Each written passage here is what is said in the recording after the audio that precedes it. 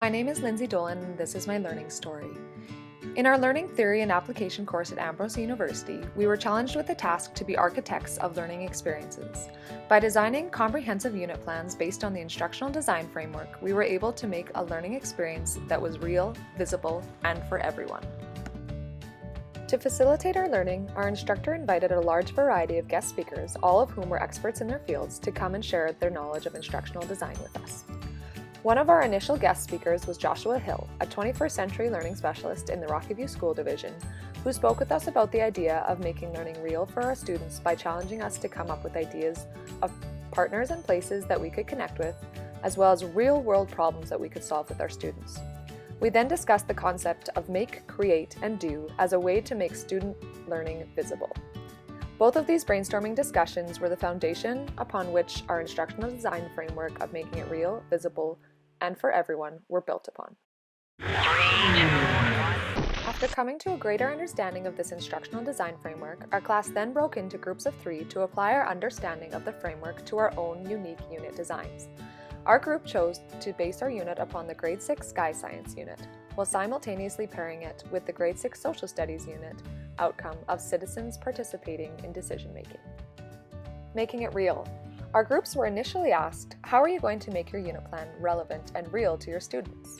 We started by brainstorming simple ideas on sticky notes. Then our classmates came around and gave feedback, asked questions, and provided new ideas for us to consider for planning. This was beneficial for our group as it gave us opportunities to access and collaborate with the rest of our classmates. We ended up deciding that the Mars 1 project, that has the goal of establishing a permanent human settlement on Mars by 2028, was an obvious way to make learning real to our students. Therefore, we focused our inquiry around the similar idea by asking students, does Earth have to be our only home? Our students would then be asked to colonize an existing planet using research they discovered about their planet, as well as using a democratic process to make decisions about their colonizing efforts on their planet.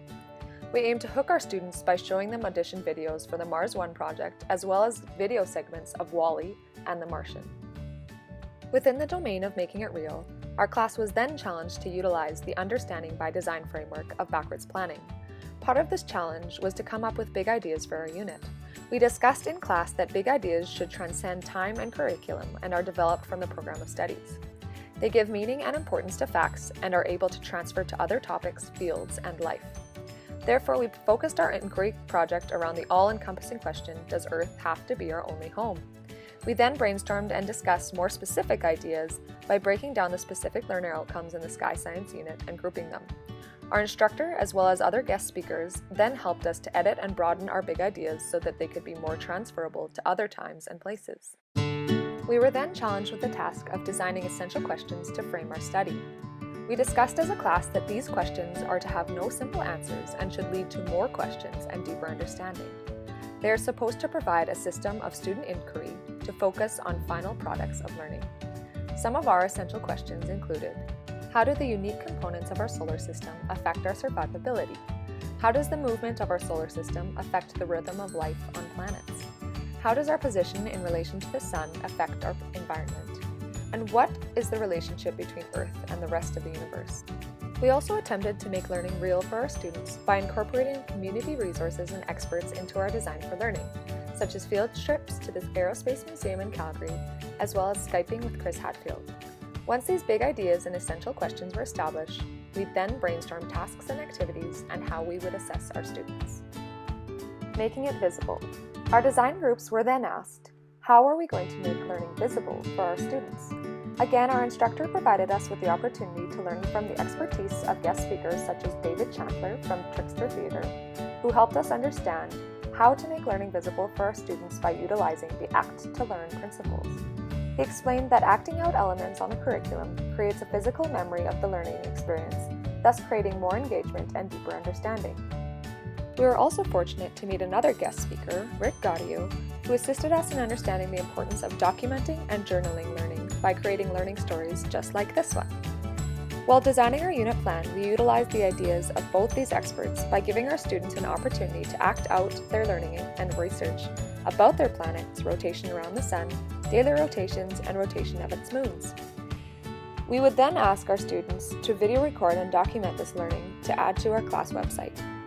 Additionally, upon designing their community on another planet and arguing for its viability during a class presentation, students were then asked to create their own application videos to submit to live on a planet of their choice based on the presentation, just like the application videos used for the Mars One project.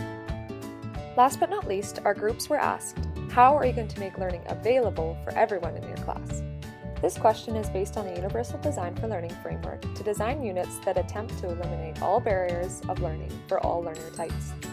Again, we had opportunities to access the expert knowledge of guest speakers such as Hal Curtis, who spoke about gifted learning, Don Reif and Julie Valancourt, who spoke to us about tools for the Universal Design for Learning. In order to aid UDL principles within our unit plan, our group decided to incorporate student choice, include opportunities for self-reflection, provide opportunities for students to access knowledge by instructing in a variety of ways, giving students an opportunity to collaborate with group members as well as work independently, and giving students the learning support tools and technology needed to assist and support their understanding. These measures assisted us as we designed our unit to be accessible for everyone in our classroom. Near the end of our semester, our design groups were given an opportunity to participate in a critical friends protocol. During this practice, each of us had a minute to describe our unit plans. Our classmates then spoke about one thing they liked, one thing they wondered about, and a big theme that they were hearing. I found this process extremely helpful because, again, we were able to collaborate and discuss the opinions of our peers in order to make our design even better. Last but not least, we critically reflected upon our unit design based on the Galileo rubric and wrote a self-reflection explaining our assessment.